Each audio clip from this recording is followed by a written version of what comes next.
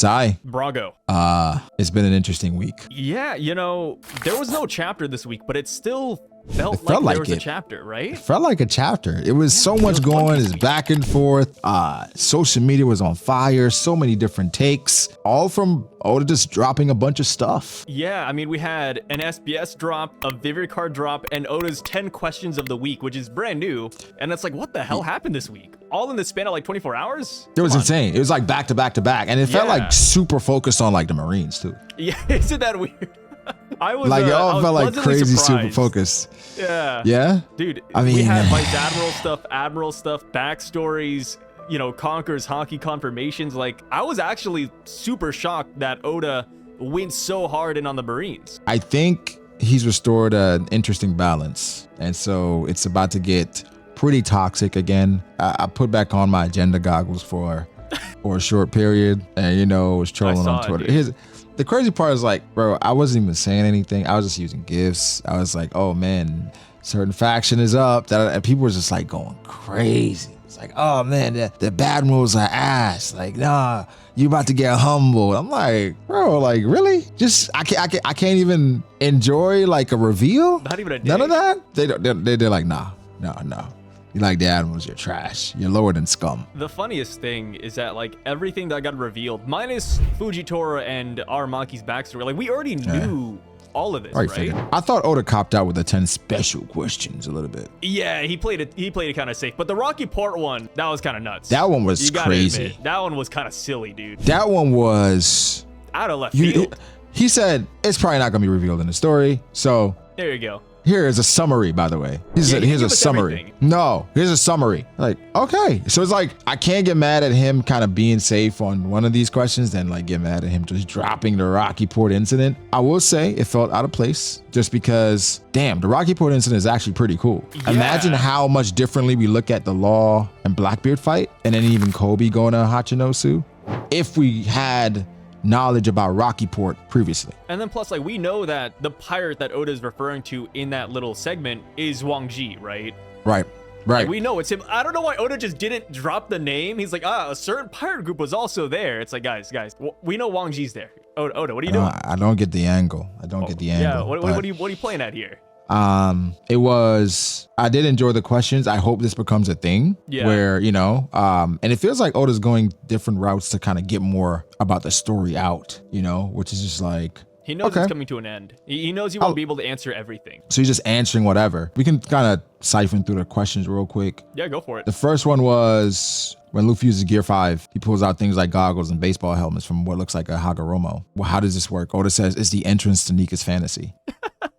So pretty much saying, oh yeah, if he imagines it, he could just do it. Like it's whatever. It's like, okay, cool. I mean, it feels like he's saying it's almost like a portal. Yeah. Like, like this thing is granting the powers almost, but you know, I thought that was a typical Oda answer. Yeah, it's kind of interestingly worded, like Nika's fantasy, right? He doesn't say Luffy's fantasy. So I'm wondering, like, if we go back to the past and we see Nika or whoever, I wonder if they'll have the same abilities. Like maybe they have goggles too, or maybe they have a baseball bat too. Maybe. Yeah. Maybe. That's interesting. I didn't think about that. They had a Sabo question about did he do some training? But I forget what chapter it was, but it was like Sabo literally outside and we saw him like doing like punching or kicking after he got the Marimara no Mi. And Oda's answer was like he's training every day. And he said Sabo regained memory and remembered a lot of things.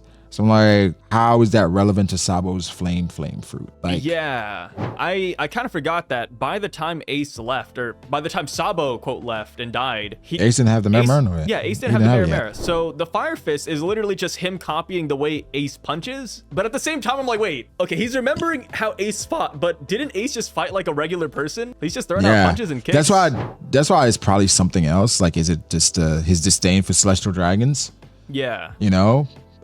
Is this why he's so passionate now? Because he remembered all the hurt and pain that they caused while he was in Grey Terminal. I saw somebody say that maybe the Marimara has like memories of Ace's abilities too, or like it kind of remembered like how Ace remnants fought. Of Ace. Yeah, remnants of Ace. I think that'd be pretty cool too. That would be cool. I feel like the Dragon and Luffy question was pretty like a cop out because he said no, at least not in what Luffy remembers. Yeah. So it's like, He was there for the birth and then he left. Gotcha. Just dipped out maybe. Or maybe like he was there longer and like, he's like, well, Luffy didn't remember it. So I don't know. I feel like it was one of those situations where Oda is answering questions that are like, yeah, there's special questions, but these are like pretty much SBS questions. Cause like the Blackbeard one, cause wait, this one did have a alteration. Cause I'd watched, cause the initial one was Pew Piece. Then Arter, he translated it. And apparently Zebek is the name of a type of ship. Because Pew says, yeah, so Pew said Zebek is the name of a sailing ship, so it could be a coincidence or maybe not, which is kind of the same thing, not as clear. Arter said Zebek is the name of a type of ship, so it could be a coincidence, maybe not. Yeah, I'm looking at the Zebek ship right now, and I'm gonna say it, but it looks nothing like the Saber of Zebek, which is just 4 logs taped together. Like we're comparing an actual ship to a raft, and it's like, okay, guys. So Oda's just chatting. Yeah, Oda's trolling. I think he knows what he's doing here. Pound for pound, who do you think are the 5 most talented characters in One Piece? Just off of talent. Off of talent? Talent. I mean, probably Shanks would have to be up there because of one of the questions about how Shanks like looked at Roger doing that was the next one. Just copied it. Like, that was the next one. Shanks is talented, brother. So somebody did have some pushback and it's like, yo, what of it? Because I was like, yo, this is crazy. Like he's able to copy nuts, Roger. Right? They were like, what of it? Luffy can do that. Luffy copied Ace and then Zoro copied Kinemon with the fire style. I was like, first off, I don't think those are on similar scales. Secondly, I don't think Luffy's not straight up copying Fire Fist. That's like more inspiration. Yeah. For Red Hawk. And then Zoro copying Cut and Fire. It's like, it's a technique that I'm sure other swordsmen can copy to cut fire. But either way, they're 2 main characters. But they're saying Shanks copied Roger's move. Roger didn't teach it to him. And that the other Roger pirates can't do it. So Rayleigh, another swordsman, can't do it. Like, a legendary swordsman, by the way. Shanks hype, right? A legendary pirate. So like, I'm like, that's crazy. Shanks is insanely talented. So and then plus, like, we're comparing, you know, Zoro copying Kinemon's ability. It's not comparable to Shanks copying Roger, right? Like Kinemon and Roger, I don't know, man. Like I get it. It's just like a normal sword swing, but like the Conqueror's Haki, the technique, and the anime added in the flair where like when Shanks does it, there's like a griffin behind him that's flying. Yeah, it's insane. Like, okay, so he kind of made it his own as well.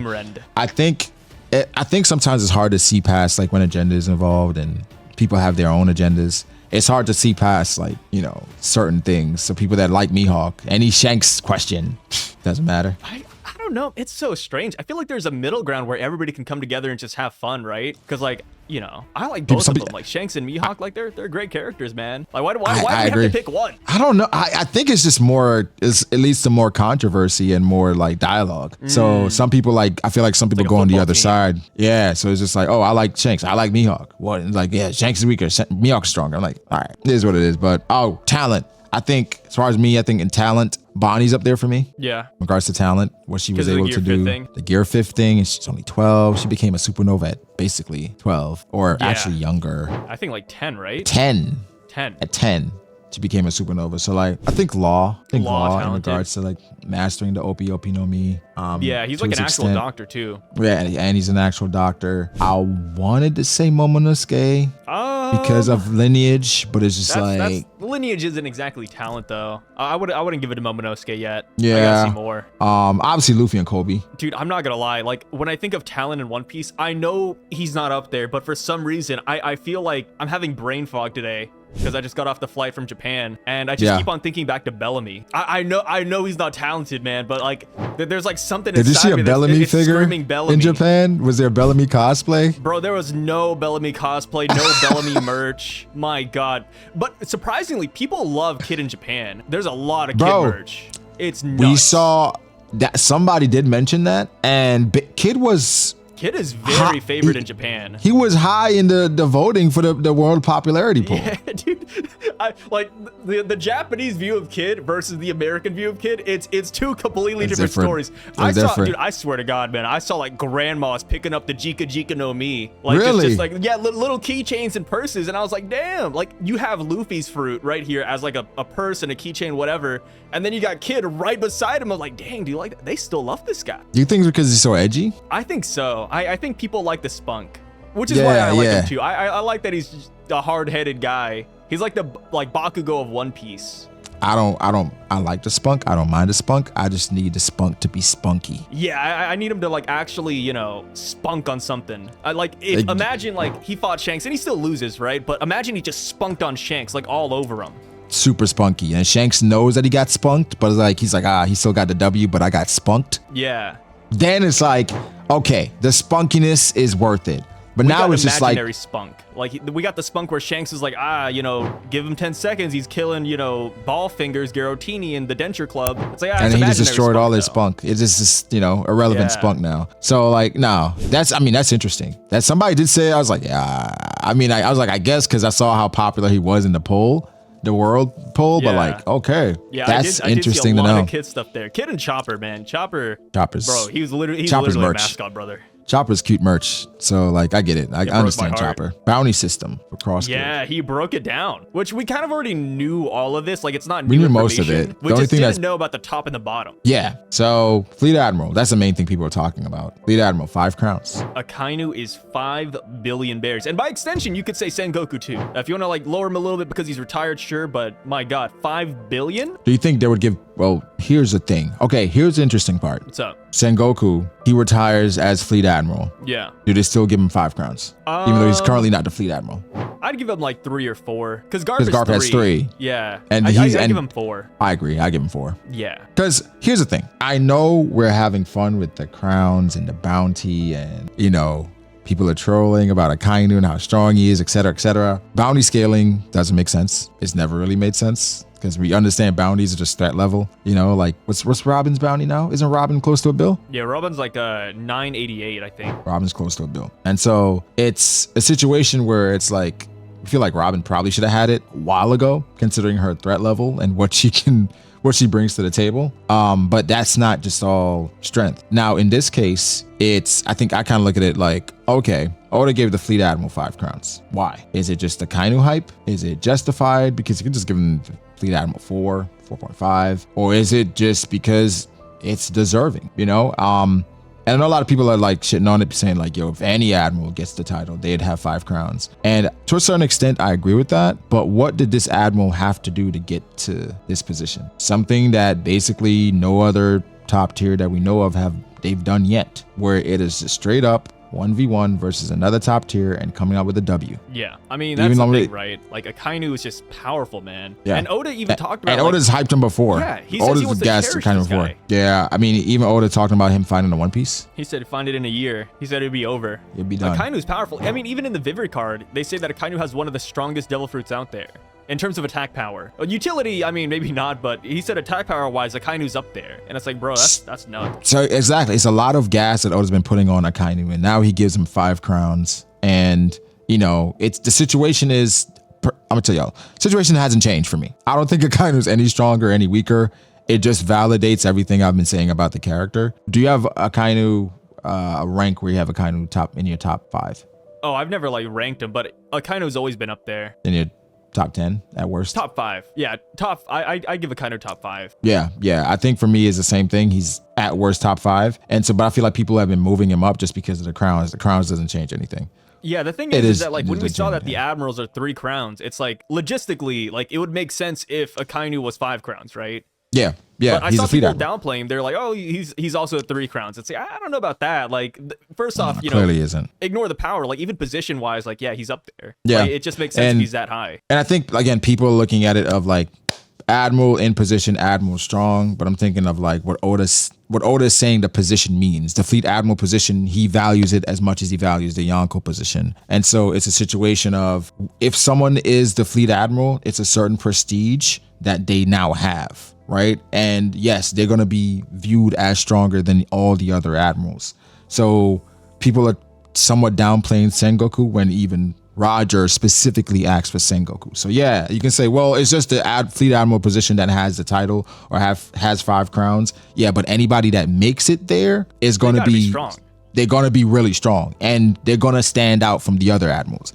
You'd be lying if you did not say Akainu stood out from the other admirals of Marineford. Yeah, it'd be really dishonest at that point.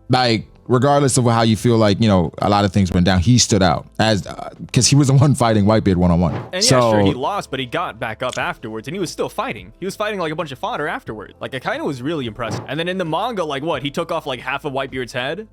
I have my takes on the Whitebeard versus Akainu. Yeah, I mean, funny enough, we've never talked about Whitebeard and Akainu personally, but I think we know. We already know. It's okay. Because you think Akainu lost. Me? Yeah. I mean, Akainu lost, but did he look really good in the process? Yeah.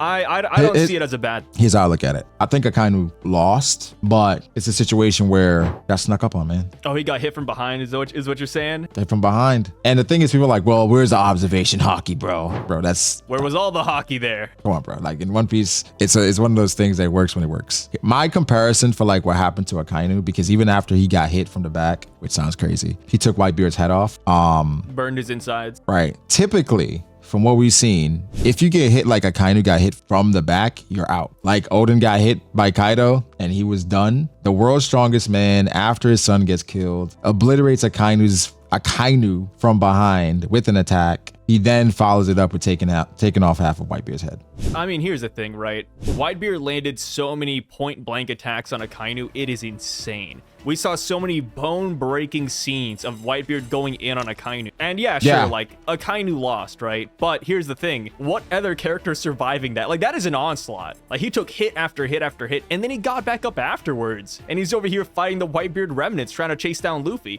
Like, I remember, you know, just thinking back to it, I was like, wait, like, what was the timeline of events? Because Akainu looks fine here. Like, near the end of it? Yeah. My God. No, it was no... I mean, he was bleeding a bit, but the fact that he was back up, still on the job, willing to go after everyone, I think it's a testament to not only his durability, but his endurance. Yeah. And just his will and what he's willing to do. But yeah, he was clearly the most impressive admiral at Marineford. I know Akainu versus Aokiji went to 10 days. And so it's like, well, they're really close. But like, look at how each of them look after the fight. And they said Akainu speared Aokiji. And personally, I think it only went 10 days because of the elements. And that's just like a lot to deal with. But Kuzan lost a leg and was burned up and jacked up. Akainu had some scars. And like, I think a piece of his ear is gone. The way I see it, right? Akainu versus Kuzan, it reminds me of Ace versus Smoker at Alabasta, where Ace said, hey, Smoker, if we fight, man, this is going to go forever. It's going to take a long time. Our powers just contradict. Yeah.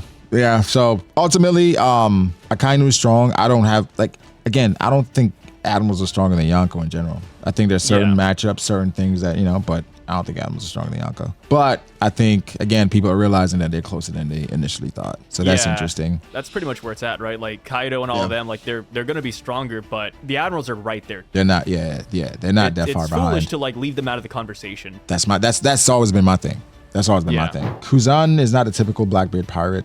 He has subordinates. He doesn't always listen to Blackbeard. The subordinate thing is interesting. I said the subordinate thing is interesting. People are saying he has sword members up in there. I wouldn't be surprised. But think so? Here's the thing. Actually, I don't think so. Because I don't think so. Because at the end of the day, his goal is not Blackbeard. Like, he's not trying to infiltrate Blackbeard's crew and get intel. No, he's using Blackbeard as a vehicle to get to what he really wants, which is the world government. Yes, he could become a revolutionary, but that's kind of boring. Yeah, and it's plus, more interesting Blackbeard in this route. offered him the spot to begin with, right? Like, if the Rev showed up and we had Dragon instead of Blackbeard showing up at that island. Maybe he might go. Yeah, exactly. Blackbeard was just the first person that came to him. I think the thing is, we always assumed that he went to Blackbeard and it was like, oh, he's just trying to infiltrate. Seeing it play out, I'm like, oh, damn, like, no. He was just there chilling and a twist of fate. You know, and now he's working with Blackbeard. And I like Oda is saying, like, he doesn't mean he got to do the stuff that he does. You know, it's like some casualties. Like, he's a pirate. Yeah. You know what I'm saying? But he's still Kuzan. That's how I look at it. I do gotta say, but people have been taking the word casualty and they're like, wait, who did he kill? And it's like, guys, casualty doesn't always have to mean kill, by the way. Yeah, it doesn't mean death. It also means just injure people or hurt people along the way. Yep. Because people are like, wait, did he kill Garp? Did he kill Cracker? It's like, no. He injured people he cares about. Yeah. I mean, Garp is clearly not dead. Cracker's clearly not dead, so they're fine. The next one was basically the draft, the military draft, and the world government, they just pulled Fujitora and they just took freaking Kingdom soldiers and made them part of They just say, hey, you're really strong. Come work for us. That kind of sucks, huh? If you're the kingdom, yeah. Like, imagine if you have a Fujitora, right? In this small kingdom. And it's like, oh, man, we're so good. We're set. Nobody's going to attack us. And here comes fucking Kadar. He's like, Fujitora, you've been drafted. Come with me, man. And it's like, we just bought the gambling house, so you technically, you belong to us. I like how he whipped out Kadar out of everybody. I don't know why I thought of Kadar. I mean, he was mentioned in the SBS, right? Even in the SBS, people were wondering if Hound was Kadar or like some distant relative. Maybe that's why I was thinking about it. Yeah, I love that Kadara's getting his flowers in 2024. That guy deserves it. What's the most random name you can pull in regards to One Piece? Like the most random name? Yeah. Jack. The Drought? Yeah. I was thinking about like the cactus guy, but I think I'm just thinking about Cactus Jacks. I wanted to go to Cactus Jacks earlier, man. Random. John Argo was his name. His name's not Jack. Barriette. Barriette. Who's Barriette? Is that like one of Big Mom's kids? Isn't that the monkey from Zoe? Barriette, the monkey from Zoe? Yeah. I don't know. I thought his name was Barriette. You mean Blackjack or Jack Black? No, Blackjack was the gorilla. Gorilla. Yeah, Blackjack was the gorilla. Monkey Zoe. Here, I'm looking it up. Yeah, Barriette. Yeah, Barriette. Yeah, you got it. All right. The little goofball with the hat. Little monkey. That's who people thought was the traitor. Funny enough. Really? Fun fact. People thought Barriette was the traitor in Zoe. No way. I'm sure. I don't know if the theory's still up or is the thread is still up. Barriette was who people thought it was. Do you think the theory is still alive today? No, I mean. People are looking at it like, yeah, Barriette actually controlled Kinemon. He's pulling the string still. If that's still out there, then that's crazy. If you still think it's Barriette after like the Raizo moment, I don't know what to tell you. Yeah, John Argo's my pick, man. I don't know. He was a bounty. I think he's the last bounty hunter we saw in the series. But he like picked up all the weapons in the Coliseum and he just started throwing them. He was so cool. John Argo. That's somebody I did not remember at all. Yeah, John Argo is awesome, man. John Argo. Wait, did I just make that name up? You talking about? I'm looking for John Argo. John Ango. Sorry. Dude, I keep on forgetting his name. That's how irrelevant he is. He eluded me 3 times in a row. I keep on throwing out the wrong name. Yeah, John Ango. John Ango. Okay, Jean. Yeah, he's a bounty hunter. He just picks up okay, weapons I remember and throws him. them. I remember him because he was like, was he fighting Abdullah and Jeet? I think he was kind of fighting everybody, man. He was in Luffy's round, I believe. Okay, give me another random character name. Another random character name? You go first. Manjaro. Who's Manjaro? The fake Zoro. Wait, who? Manjaro. Yeah, fake Zoro. Oh, the fake Zoro guy. Yeah. Dang, he has a name? I forgot all their names. Oh, you don't know Drip? I remember Drip. I remember Drip because it's so stupid. Yeah, fake Sanji's Drip. Then you got oh man, what's the fake Luffy? Damalo Black. Damaro Black, yeah. Three-tongued Damaro Black was his epithet. Yeah, Damaro Black. I always remember remember their monster trio. I don't remember Nami and Robin, their name. So for my pick is Yama. Who's Yama? Yama was Robin's first 1v1 as a part of the Straw Hats. Yama was the really big fat guy in Skypiea. Oh, Skypiea. Yeah, okay. And then I think Robin just like rolled him off a cliff or something. All right. He was one of Enel's priests. All right, go. Or not priests, but like guardian. Even another random person that now I can't know about them. Now you can't know? Yeah. Shoot. Another random person. I'm trying to think of like obscure one. Right. It's difficult. It's really hard. You go. Random characters that Sai would not know. I don't know why Bobbin came to mind. Yeah, we already talked about Bobbin. I thought about like no, it's hard. Like I feel like you'll know most of these. I'm trying to like really dig deep. Pierre, isn't that Gonfal's horse? Yeah, that is Gonfal's horse. What about Carne?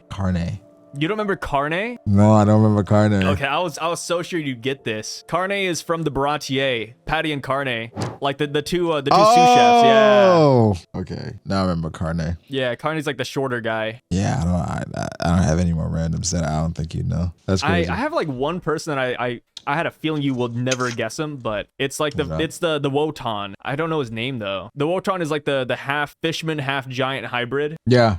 Big Pan is his name. Yeah, I wouldn't have gotten that. Yeah, Big Pan. I wouldn't have gotten that at all. The last question on the thing was about Garling. And it was like, hey, it's super simple. How strong is Garling's combat abilities? What it says, strong. There's a reason for his strength. Guys. Strong, right? He's not weak. I was like, okay. That's one where it's like, he said there's a reason for his strength. So now I'm like, all right, is there like, could he have an insane ability, insane transformation? Yeah, he's saying there's a reason for his strength. Devil fruit, literally anything, right? Like that could mean so many things. Hey, there's a reason why this guy's strong. Yeah. Out of everything that happened this weekend that got revealed, Vivid Card, SBS, questions. What's the most significant thing to you? The most significant? Yeah. I'd say it's the Kizaru thing, to be honest. Oh, I'd forgotten about that for a second. Like, you forgot. Yeah. Good one. I mean, for me, like, I was always on the boat that Kizaru was the guy who brought Luffy food. Like, that was always my number one pick. I talked about, like, the other options, like Caribou, you know, Sanji and all of them, but, like, it never made as much sense as the Kizaru option. Kizaru, right. And it was honestly surprising to see how many people didn't think it was Kizaru. And it's like, they were against it. Like, the narrative fits it really well. Like, he's the only character that could have done it here. That makes sense. I think it's because of what it would do to certain narratives and theories. Where it's like, if it's Kizaru, things get really murky if you feel a certain way about certain characters. And now it's confirmed Kizaru. I know people saying it's not confirmed because it's confirmed.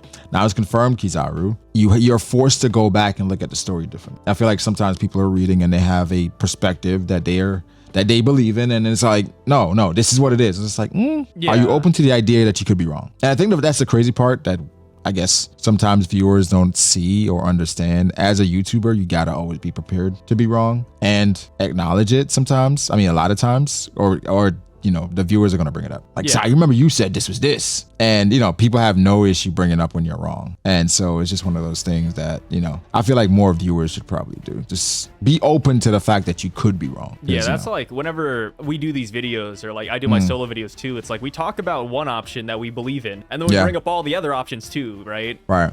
Like, you got to leave the door open for yourself. And that's why, like, I want Kizaru to be the guy who brought Luffy food, but if it wasn't him, and if another option was better, I would have gone with that. But narratively, it always Kizaru makes a lot of sense considering everything that he was doing, and how I felt like his performance was. And then plus, like, if you look at the chapters, like, it just frames it to where it looks like Kizaru did it too. Like, you take out the narrative, and it's like, oh, Luffy asked for food. You see Kizaru shuffling around. We come back. Luffy has food. Kizaru's sitting up, right? Like, it's like, okay, wait a minute. You know, what happened in between there, right? Like, he's the only person that did move in that instance. So I feel like it just made sense. So it's surprising to see that this caught people off guard, or like people didn't even consider this as an option to begin with. I think a lot of people didn't. It's almost like with the Aokiji and Garp thing, where people are looking at it like, no, Aokiji was definitely trying to kill him. I'm just like, bro, you got to read between the lines, what Aokiji's saying, what Garp is saying, what the story is telling us. With Kizaru, I feel like the story is telling us, he doesn't want to do this. He straight up said he didn't want to do this. And so, you know, again, people are just in denial. I guess my one thing, I'm sorry, you were going to say something. Oh, no, I was just going to say, like, and then we had like the Vivid cards where, of course, it's flavor text, but they talk about how Kuzan and Kizaru separately were both pained in their experiences, right? Like, they didn't want to do what they had to do. And it's like, and then now people are like, oh my God, like, I don't think Kuzan wanted to kill Garp, or I don't think Kuzan wanted to fight Garp, or oh, Kizaru, I don't think he wanted to kill Vegapunk, guys. It's like, wait a minute, guys, it's been here. Like, it's not like a crazy revelation, right? That's what we've been saying. But, you know, I think people call that cope. Yeah, it's cope until the Vivid card drops, right? I see people still denying it.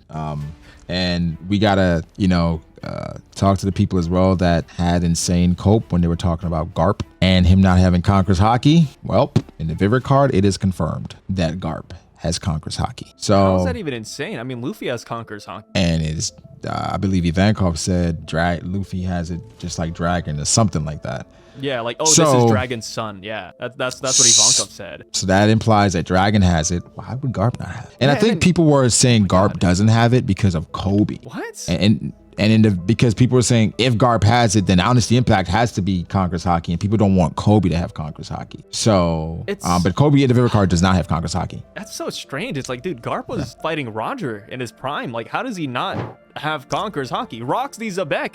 And then the thing with Kobe, right? I can understand people not wanting Kobe to have Conqueror's Haki yet, but if he's going to be the fleet admiral, if Kobe wants to surpass his mentor and fight Luffy in the future, doesn't he need Conqueror's Haki eventually? Like, I feel like it's one of those things like, if he doesn't have it now, he's just gonna get it later. So, like, does it really matter? And if he goes a route with no Devil Fruit, no weapon, how can he keep up with Luffy, who has Conqueror's Haki, Jesus Fruit, insane abilities? Like, he has everything. You want Kobe to just go in there with no Conqueror's Haki, just straight up Rokushiki techniques? Come on. Yeah, it's like one of those things, like, you shouldn't be surprised if Kobe gets Conqueror's Haki. Same with Mihawk, right? Because I think Mihawk doesn't have Conqueror's Haki based on the Vivid It's not cards, listed. Like, it's not listed. Like, but I'm open to it. Yeah. If Mihawk shows up next day with Conquers Haki, it shouldn't be like a big surprise. Like, yeah, it's like shocking because he finally showed it, but it shouldn't catch anybody like on the left foot, right? Like, huh? How? Is it this guy?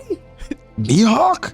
Like, even Akainu, if he has Conquers Haki. Yeah, I mean, he's up there, dude. Like, Fleet Admiral. I mean, hey, all I gotta say is that, you know, the other Fleet Admiral had Conquers Haki. I mean, if Akainu had it, wouldn't be shocked. And then if Akainu has it, it kind of confirms a pattern for me. Yeah. With, you know what I'm saying? Where it's just like, yeah, we have all these admirals, but the 2 Fleet Admirals, Conquers Haki. So that means that Kong probably has Conquers Haki too. Possibly. And then first of all, it's funny because back in the day, before it got revealed that Sengoku had Conquers Haki, the narrative was Marines couldn't have Conquers Haki because they're subservient to someone or something. Yeah, that was a narrative. Silly. That was a narrative. And now 2 Marines confirmed. So, you know, it's kind of like, it's not shocking. I'm sure there's going to be more, but I mean, Conquers Haki is still a relatively rare thing. Yeah. Like a lot of people don't have it, you know? So like, those 2 Marines having it, I'm going to assume they're going to be a few more within the Marines, but it's not going to be a thing that a lot of Marines have. A lot of pirates don't have it, but you know, it is what it is. But Sai, Brago. And it's a lot more.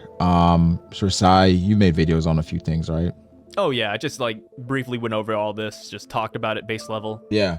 So Sai's video to all of that will be below. I've made videos on a bunch of these different things. What you I hear more information to come out. Wow. Oh, sorry, I was about to say, like, what you should do is that, like, down below, you should link your video, and just says it says Sai's video, but it goes to your video instead. Oh, I'll do that. That's a good idea. Maybe I'll do that. Yeah, that sounds like a good idea. But yeah, shout out to PP, shout out to Arter. They translated everything. And Sai, appreciate you pulling up. Always a great time, my brother. Of course, man, dude. Thanks for having me. I really appreciate it. And thank you guys for watching. We really appreciate it as well. And chapter is coming out around the corner, man. Stay tuned for that.